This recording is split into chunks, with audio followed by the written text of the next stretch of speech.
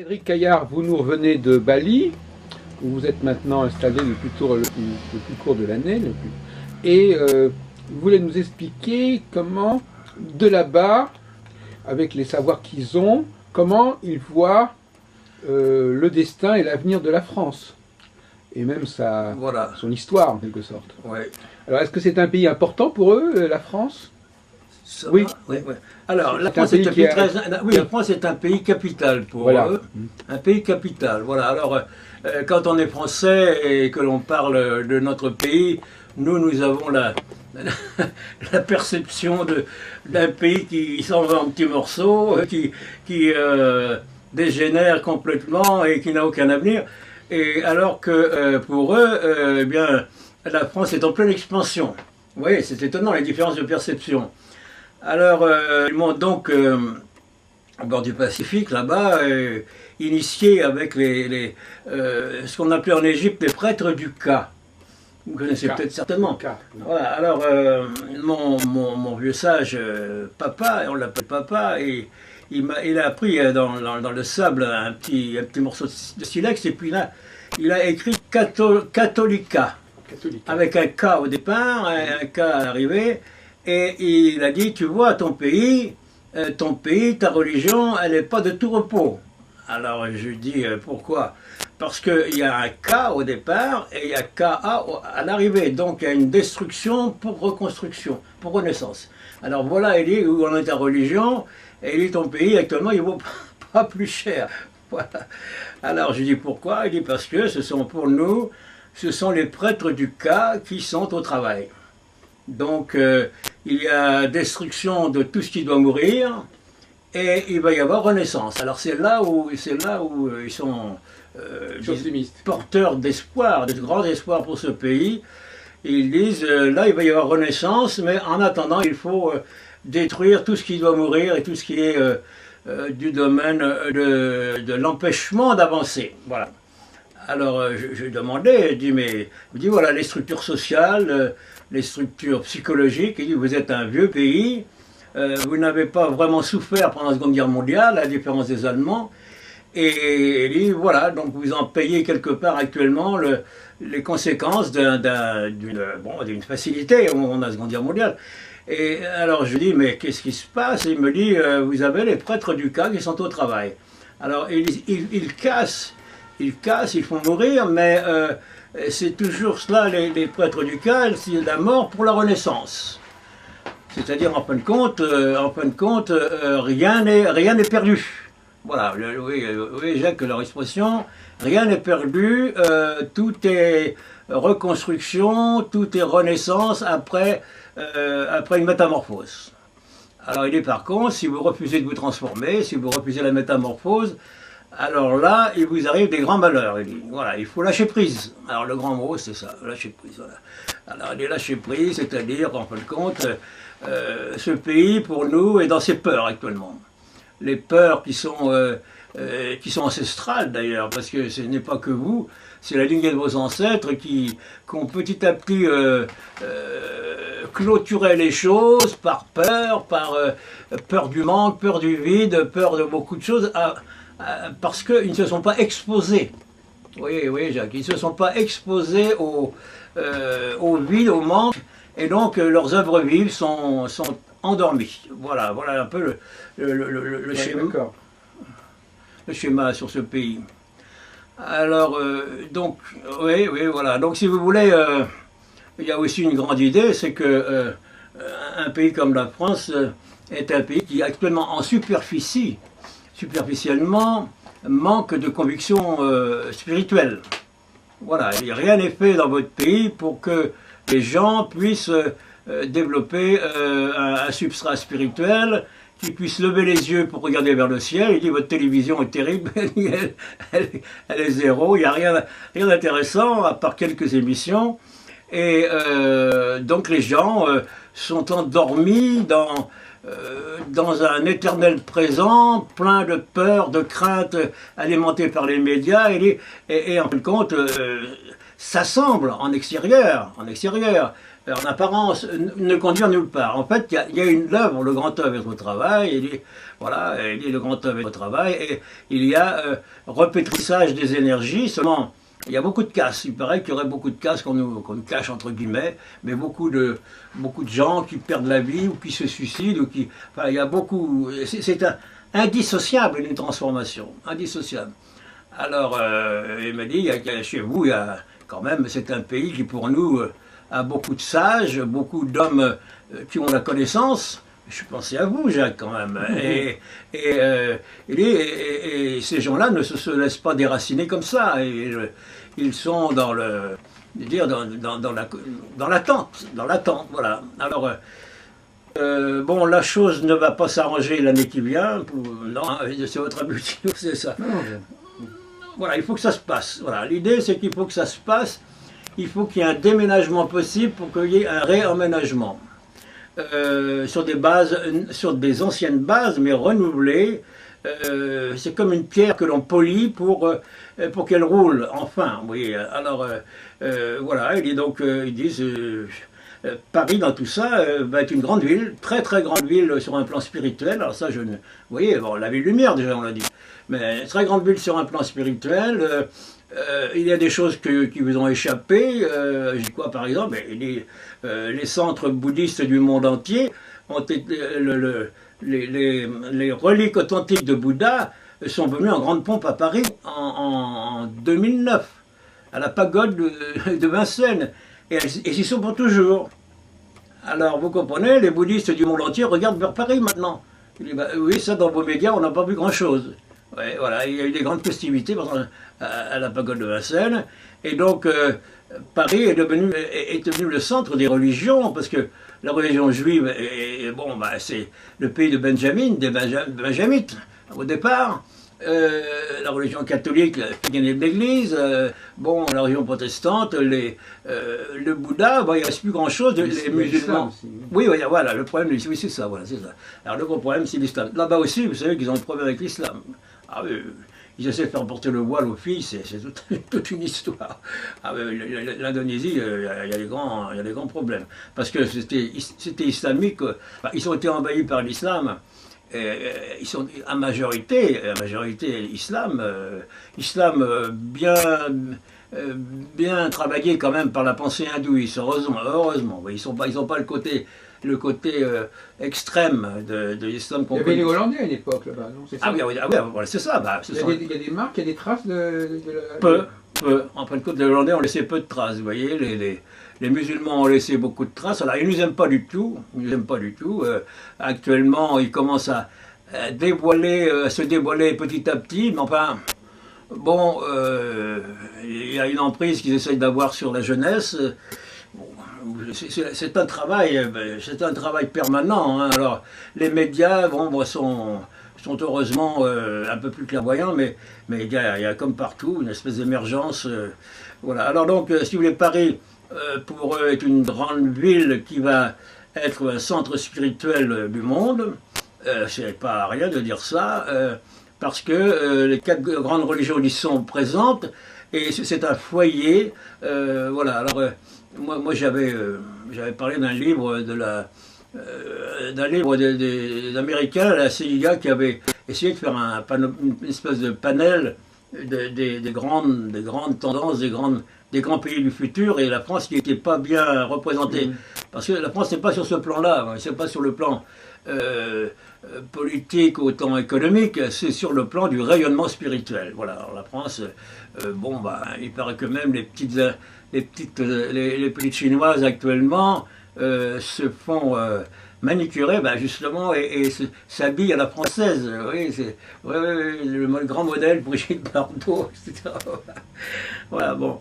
Alors, donc la France, voilà. L'idée de base, c'est que la France est un hexagone et que l'hexagramme est une des formes élémentaires de la matière. Oui. Ah oui, c'est ça. Hein. C'est important dans le King, oui. Ah oui, le fameux sceau de Salomon, qui est d'ailleurs l'emblème de la famille Rothschild aussi. Hein, voilà.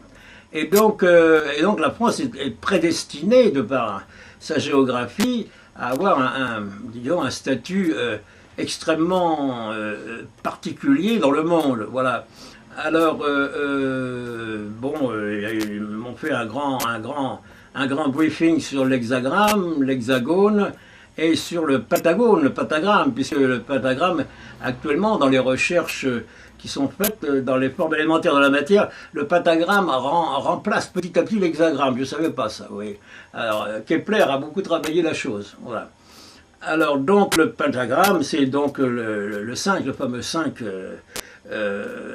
magique, où il y a, bon, voilà.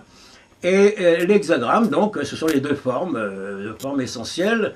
Et, ils m'ont expliqué que la Seconde Guerre mondiale, bon, a été petit à petit, a été dès le début la sortie du pentagone, du pentagramme sur les ailes des avions, partout. Il y a actuellement, on en trouve même sur les boîtes de conserve, c'est vrai d'ailleurs, un peu partout, cette étoile.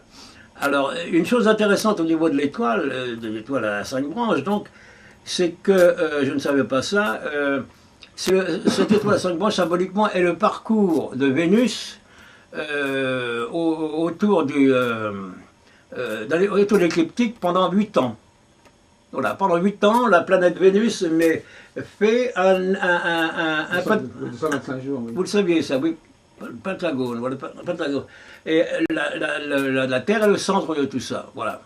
Donc, si vous voulez, quand on voit comment dirais-je, une étoile un peu partout, il faut penser Vénus. Il faut penser Vénus, c'est ce qu'ils me disent. Il faut penser Vénus, penser l'ordre vénusien du monde, qui est relié à l'ancien continent Mu, et qui est relié aux Vénusiens. Alors oui, ça va très loin, parce que les grandes étoiles, Aldébaran, vous voyez, dont seraient venus les grands ancêtres.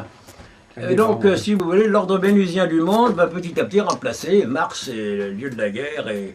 Justement, pouvez-vous nous parler un peu plus de Aldébaran, parce que moi je m'intéresse beaucoup à ces étoiles fixes. Ah oui. Qu'est-ce qu'on en dit? On s'y intéresse là-bas, Aldébaran? Oui.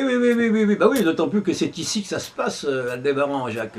Parce qu'on ne les voit pas là-bas, vous savez, là-bas on ne voit pas grand-chose. Ah oui, d'accord. Ah oui, on voit 3-4 planètes, 3-4 étoiles, c'est tout. Ah oui, c'est impressionnant, parce que la nuit, on voit la Lune. Et on voit Et comment ça se fait? Parce que je suis pas très calé en astronomie. Pourquoi c'est un endroit où on voit pas bien l'hémisphère sud. Est-ce qu'on est dans l'hémisphère sud à Bali? Oui, absolument. On est à 100 km. Je dois dire 110, je crois. Oui, vous êtes presque sur l'équateur, oui. Oui, c'est ça, pas loin de l'équateur. Donc, si vous voulez, les étoiles, c'est ici, c'est l'hémisphère nord. Ah oui, c'est l'hémisphère nord, évidemment. C'est ici que ça se passe pour eux. Ici que ça se passe. Alors, Aldébaran, évidemment, avec Sirius, bon, si vous voulez, c'est sur les grandes étoiles qu'on voit tous les soirs. Aldébaran, l'étoile jaune. Et Aldébaran, il le voit pas? Ah non, Vous-même, vous êtes un habitué de l'observation du ciel? Je ne suis pas un grand habitué, Jacques. Mais enfin, vous avez l'air d'avoir une certaine pratique. Oui. Vous voyez Aldébaran? Oui, je connais un peu, mais je ne suis pas un grand spécialiste. Non. Mais enfin, là, vous êtes en train de me parler de l'étoile. Qu'est-ce que vous me disiez qu'on le voyait le soir? Oui, voilà. Mais moi, je le vois de chez moi. Vous le voyez aussi, vous aussi, non? Je regarde. Le problème, c'est que je ne regarde pas. Moi. Vous ne regardez pas. Allez dans n'importe fontaine d'eau. C'est impressionnant de voir comment dirais-je, le papillon, vous voyez, comment on appelle ce papillon voilà, le papillon suivi d'Aldébaran et suivi de Sirius, vous voyez. On voit Sirius et Aldébaran Parce qu'on les voit en même temps? De Paris. Ah oui. Ils sont dans la même... ils sont dans l'alignement. Dans la ligne? Oui, en alignement, on voit Sirius. Ils sont dans l'alignement? Sirius qui était au-dessus de l'horizon, ensuite vous avez Aldébaran qui est plus imposant, puis oui, vous avez le papillon, comment on appelle oui, moi je sais pas exactement. Le nom m'échappe. Bon. Donc les grands ancêtres seraient venus de lieux vénusiens comme ça, et le monde actuel retourne à Vénus. Voilà l'idée de base. D'accord. C'est-à-dire retourne à la rondeur.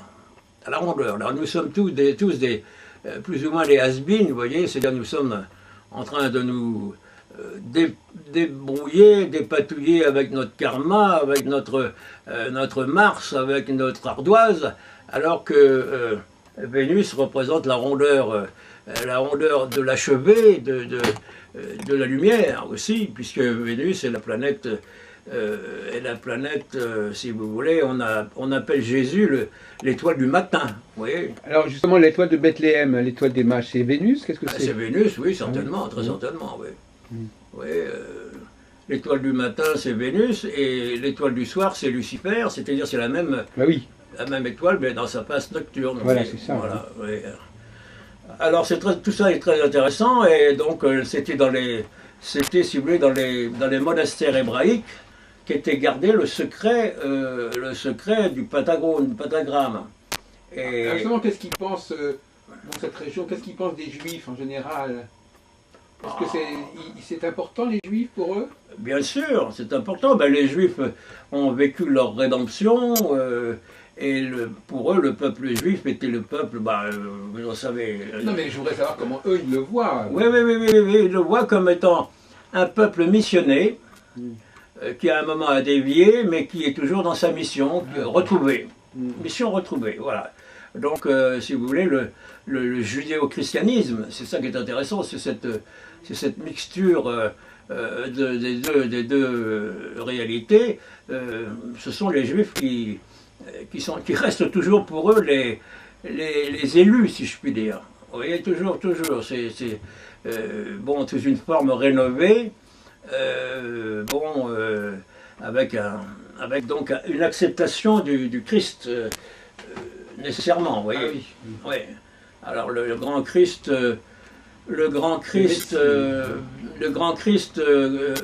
universel décrit par Teilhard de Chardin, vous voyez, vous connaissez Oui, oui, c'est absolument. Oui, oui. il a beaucoup écrit sur ce grand Christ universel. Ce qui est intéressant, c'est le Brésil.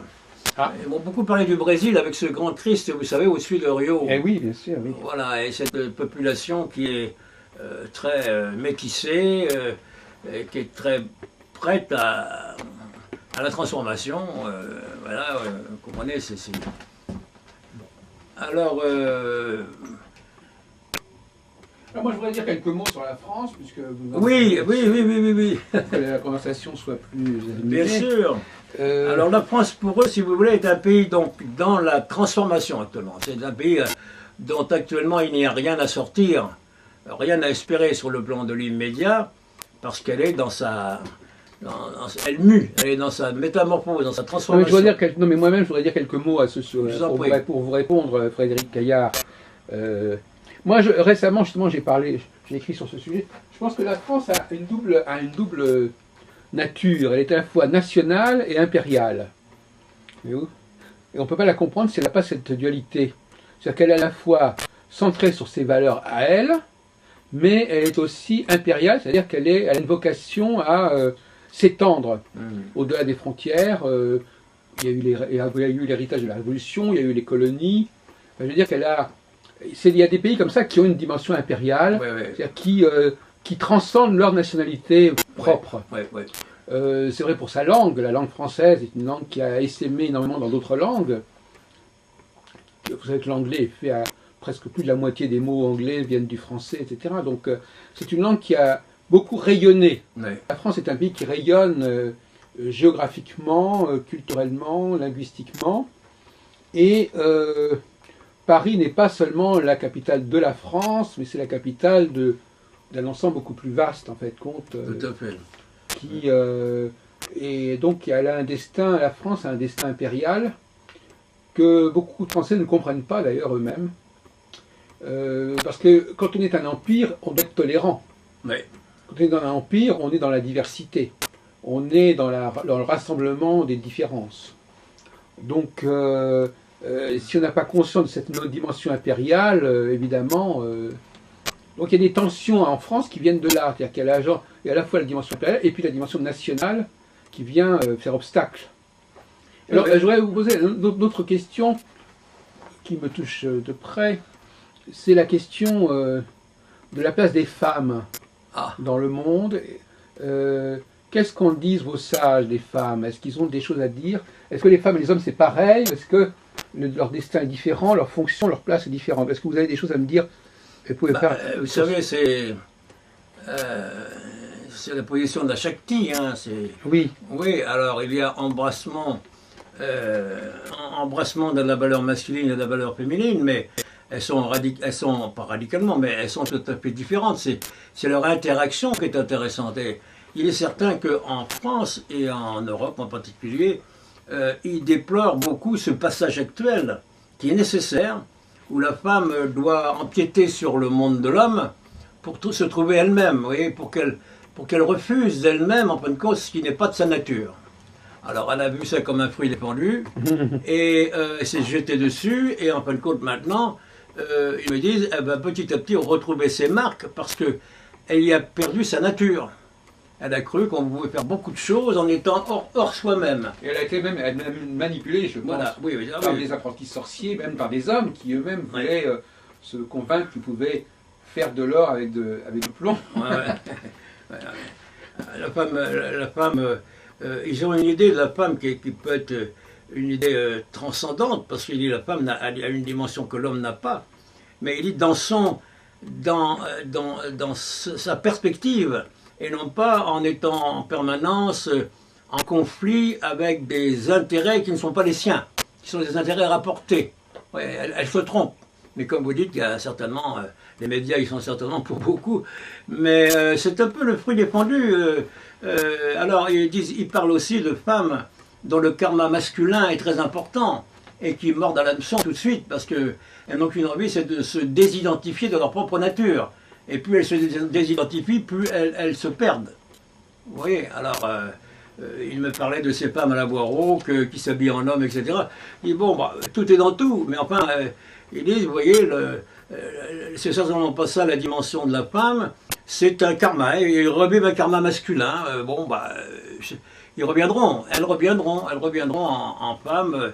Mais est-ce que vous pensez qu'il y a un rapport entre, pour parler un peu dans le monde, dans le style judéo-chrétien, est-ce que la femme est proche plus de Satan que l'homme, par exemple? Est-ce qu'il y a, est-ce qu'elle fait obstacle quelque part à la dynamique masculine? Est-ce qu'elle est une espèce de défi en quelque sorte? Quelque part oui, parce qu'ils ont évidemment abordé le problème de la séduction. Évidemment, quelque part, la femme représente, certaines femmes, hein, attention, représente certainement une tentation, mais enfin, est-ce que l'avenir de l'homme est celle d'être monastique? Vous voyez, alors la question est là aussi, vous comprenez, bon, vous savez, ce sont des sujets très vastes, et il est certain que la femme, quelque part, représente un pôle de séduction, que l'homme, qui est nécessaire à l'homme pour qu'il évolue, en fin de compte, vous comprenez?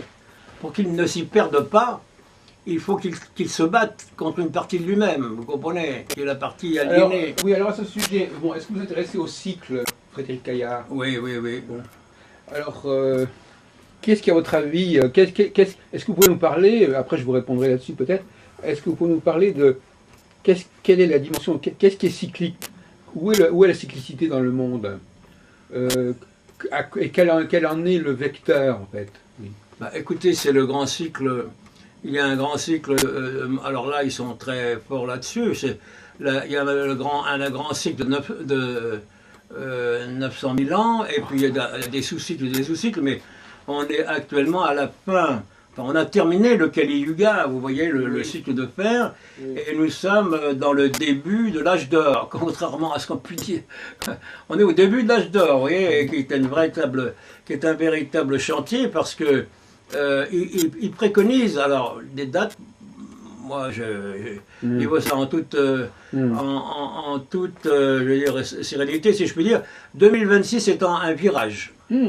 Voilà, 2026 est un virage où, si vous voulez, la lumière va enfin l'emporter sur l'ombre, vous comprenez? 2026, d'accord. Oui, 2026, voilà. Et que vous avez vécu comment la fameuse fin du monde, Maya?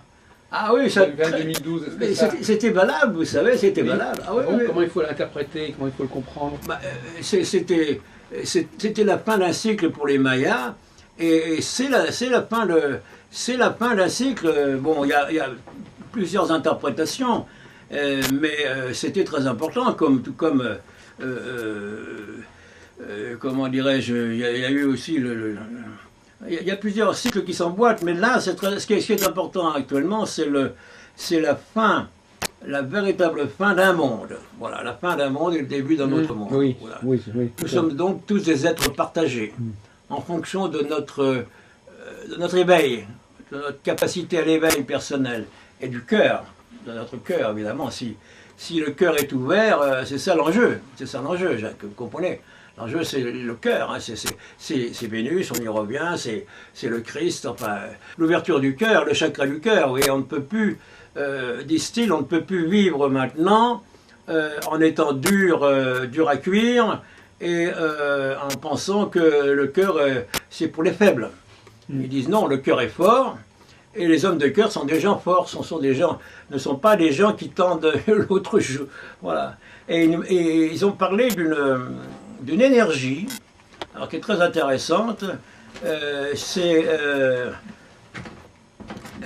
l'énergie aéro, oui c'est ça, c'est l'énergie de comment dirais-je,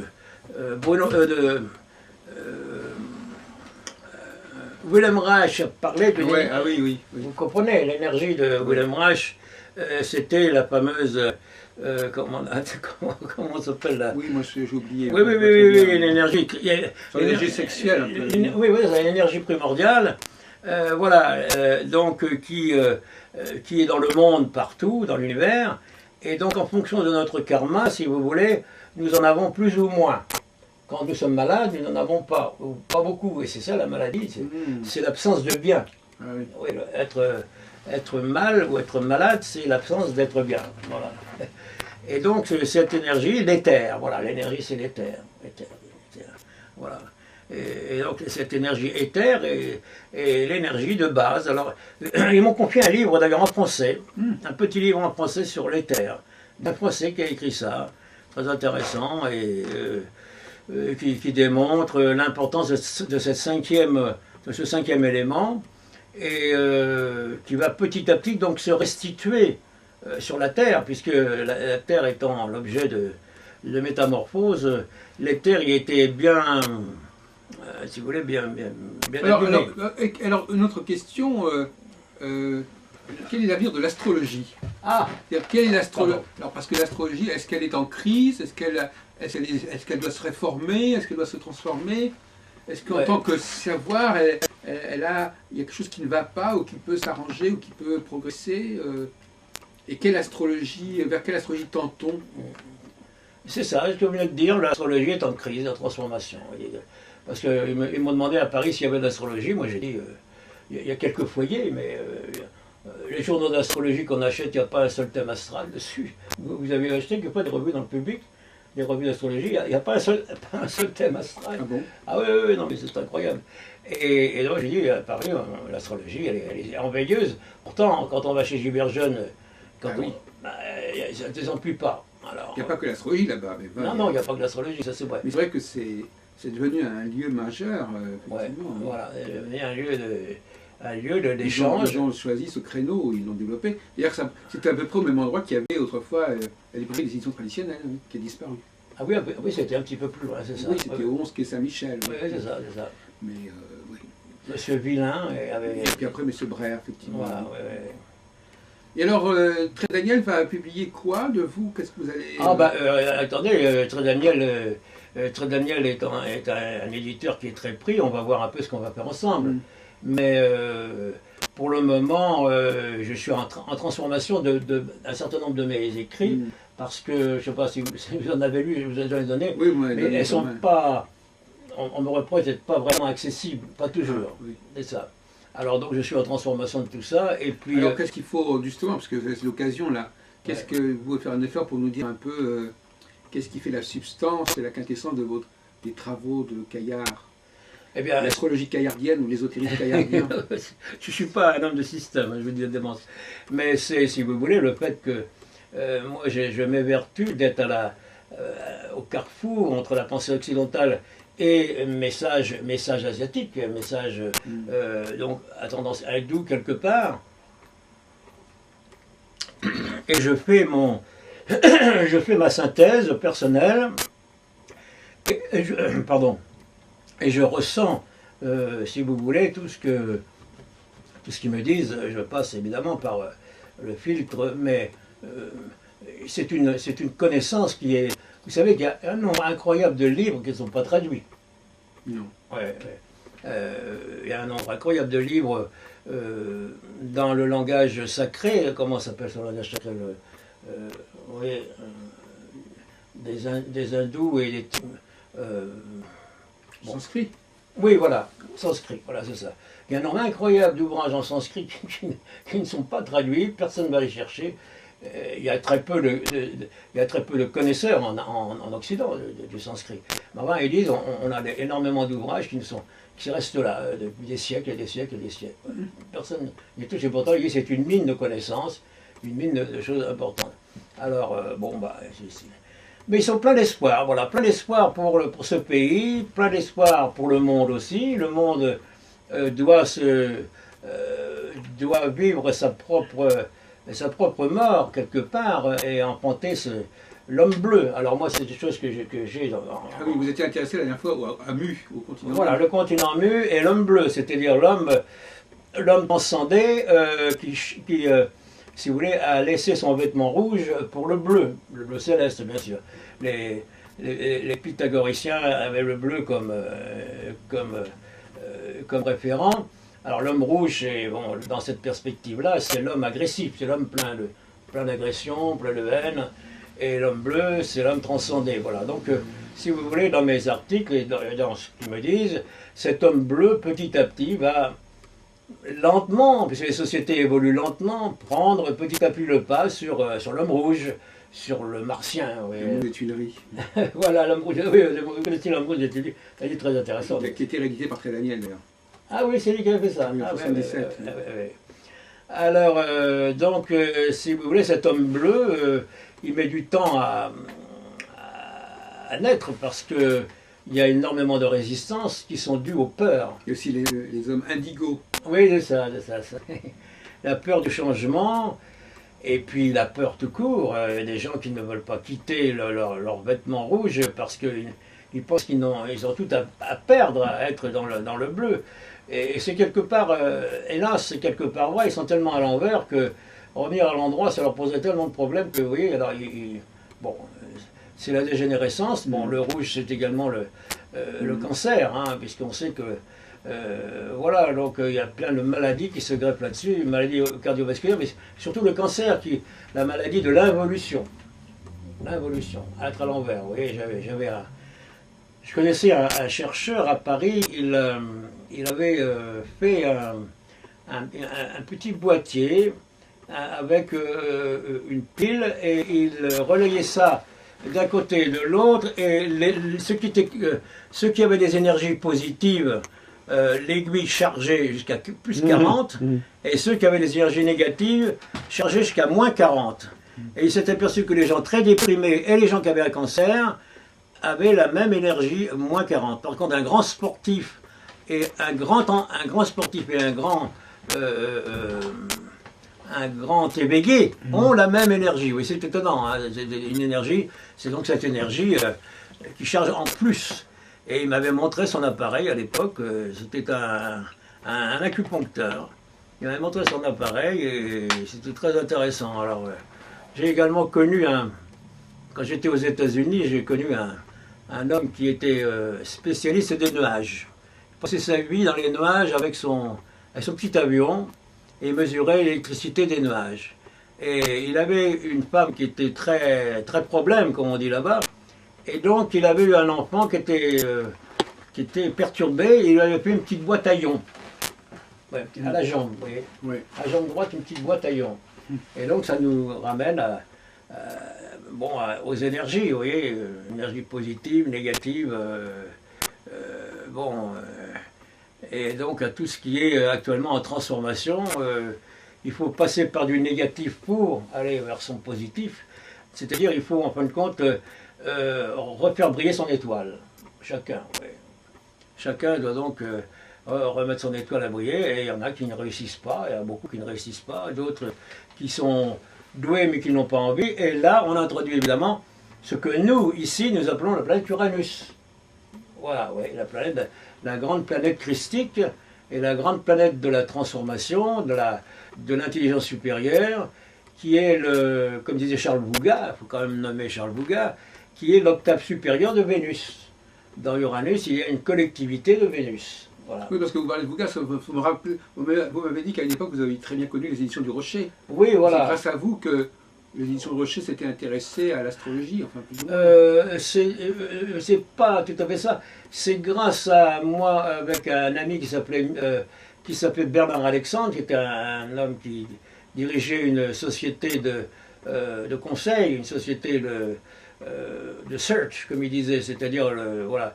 Et on avait, moi j'ai fréquenté à l'époque Germaine Hollet, je pensais que j'allais être un grand astrologue du XXIe siècle, et elle était venue voir Bernard pour voir un peu ce que Jean-Paul Bertrand lui proposait comme contrat.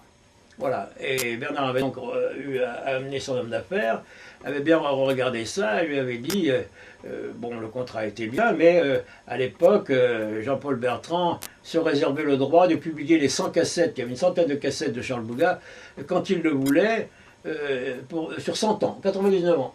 Si bien qu'on n'a jamais vu aucune cassette publiée. Ouais, parce qu'il est mort, entre-temps, il est mort là, et donc les cassettes, Germaine en donnait, moi j'en ai eu, elle donnait des cassettes, on ne lui rendait pas ou on lui rendait, enfin c'était...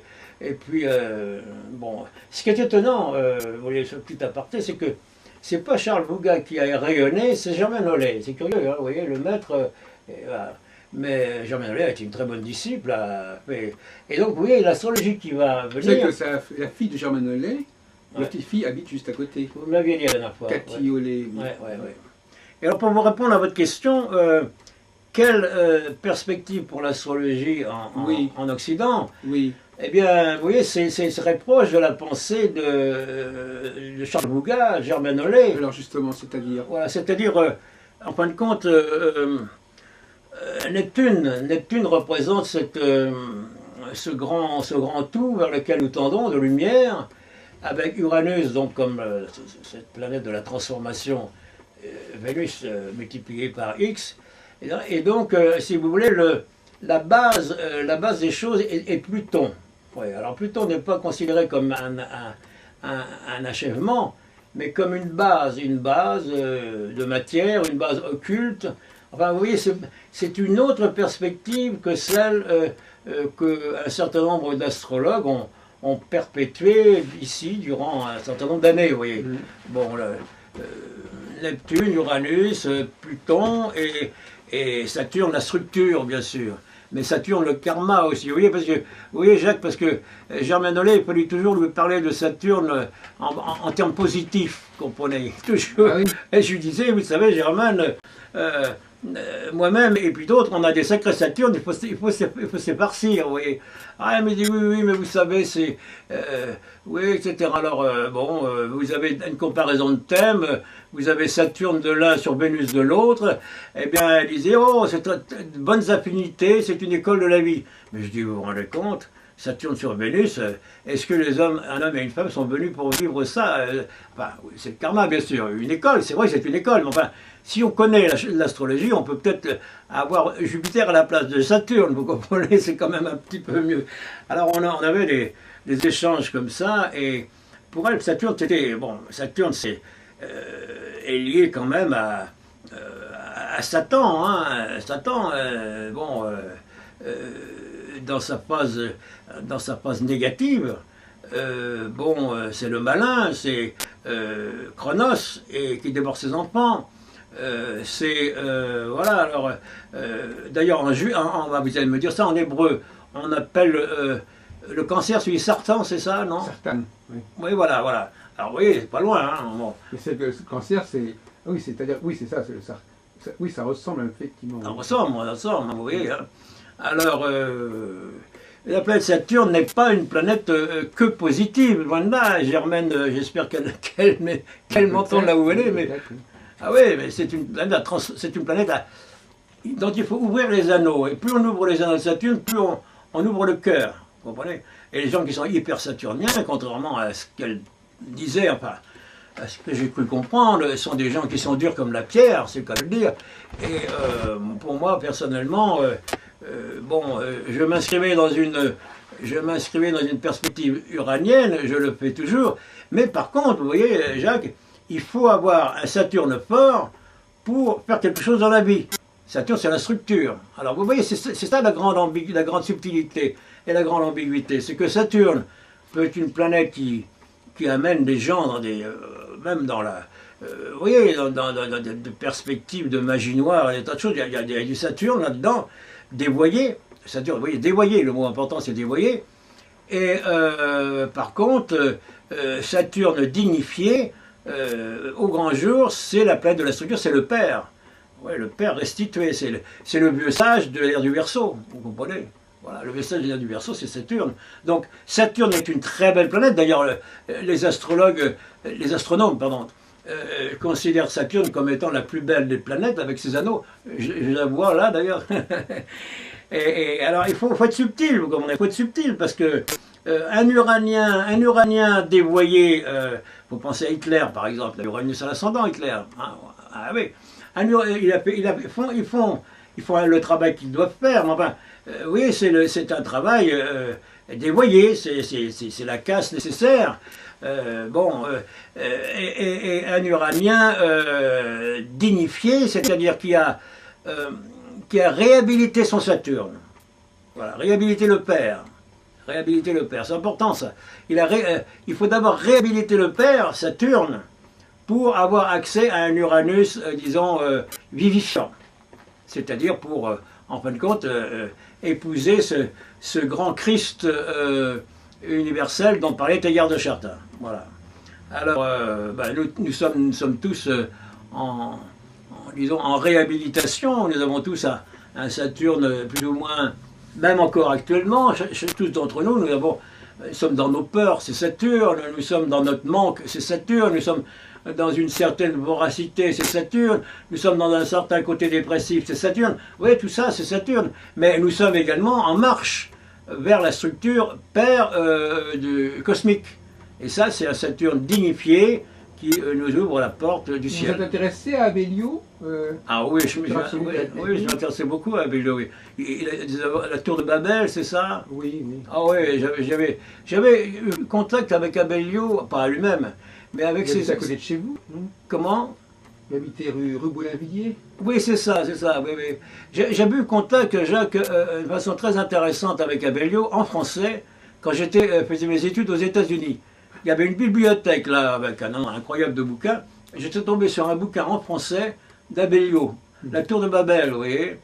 Et j'étais tombé sur un livre aussi de Clémenceau, un livre d'ésotérisme. Vous avez écrit un livre d'ésotérisme? Oui, j'ai jamais vu ça ici. Oui, oui, oui, oui. Il y avait au moins 2 ou 3 ouvrages. Je vais vérifier ça, tiens. Oui, oui. Il avait sa petite toque, vous savez, là. Et je ne savais pas du tout. Il y avait les ouvrages de Clémenceau là-bas. Et également de mon directeur de thèse, Arbous Bastide, qui n'a jamais eu pied en France, on ne sait pas pourquoi, mais qui avait des livres qui étaient publiés aux États-Unis. Oui. Et il jalousait beaucoup Lévi-Strauss. Il jalousait beaucoup Lévi-Strauss, beaucoup, beaucoup. Non, moi, quand je vous écoute parler d'astrologie, c'est vrai que bon, ça correspond à une astrologie assez ancienne déjà. Parce que, voyez-vous, bon, moi je suis plus branché sur l'astrologie du XXIe siècle, sur les évolutions de l'astrologie. Là, vous parlez d'une astrologie qui est... vous parlez d'astrologie comme d'un langage, si vous voulez, comme d'un savoir qui est parfaitement institué. On a l'impression que c'est quelque chose que vous avez acquis, qui existe, qui fonctionne. C'est une culture que vous avez, dans laquelle on est baigné. Mais aujourd'hui, moi j'appartiens à un courant très réformateur. Aujourd'hui, on se demande, il y a un certain nombre de questions que je voudrais vous évoquer avec vous pour savoir votre réaction. Par exemple, vous savez que la planète, elle peut changer de caractère au cours de son cycle. Hein. Les aspects qu'elle reçoit, les phases par lesquelles elle passe, les signes par lesquels elle passe, peuvent modifier sa nature. Donc, le caractère même de la planète, intrinsèquement, il n'est pas clairement défini, puisqu'il est susceptible d'évolutions de toutes sortes. Oui, oui, oui. Donc une seule planète, par son parcours, peut jouer sur des tonalités extrêmement différentes. Et c'est pas tellement la planète qui est importante, c'est la configuration, Voilà, c'est l'aspect, c'est là où il... Donc si vous voulez, on a tendance à ne plus être aussi centré sur la signification de la planète en tant que telle. La planète est d'abord un curseur, un marqueur qui va faire ressortir des choses successivement différentes au cours de son cycle. Et donc l'approche cyclique, paradoxalement, la notion de cycle relativise la notion de caractère planétaire. Parce que la planète est vouée à, par son cycle même, à passer par des phases extrêmement différentes. Et donc à ce moment-là, où est le caractère de la planète, puisque... Il faut bien saisir quelque chose. Oui. Mais alors la question qu'on se pose actuellement, c'est on peut se demander, et ça nous renvoie d'ailleurs au problème du monothéisme et du polythéisme, si au fond on ne pourrait pas fonctionner avec une seule planète. Voilà. C'est par exemple Saturne, on pourrait prendre Saturne et avec les différents aspects, les champs de configuration qu'elle forme, on a déjà tout un faisceau, toute une diversité de possibilités. Et donc on peut se demander si les différentes divinités ne sont pas plutôt des avatars de Saturne, des manifestations successives de Saturne, plutôt que des entités à part, séparées. Privilégier Saturne, c'est vrai, c'est pas du tout contradictoire avec ce qui est enseigné, ce que j'ai appris, ou ce qui est enseigné, ce qui m'a été enseigné. Mais c'est vrai que c'est une approche intéressante. C'est une approche, ça peut être tout à fait valable, c'est prendre la problématique par un autre bout, et en fin de compte, on peut faire un thème. On peut faire un thème, si je suis votre pensée, à partir de Saturne et de ses différents aspects, et de ces différentes... des différents aspects qu'il va faire au cours d'une vie, en fin de compte. Absolument. Hein, on est bien d'accord, voilà. Oui. Et notamment la question des étoiles fixes. La question? Les étoiles fixes.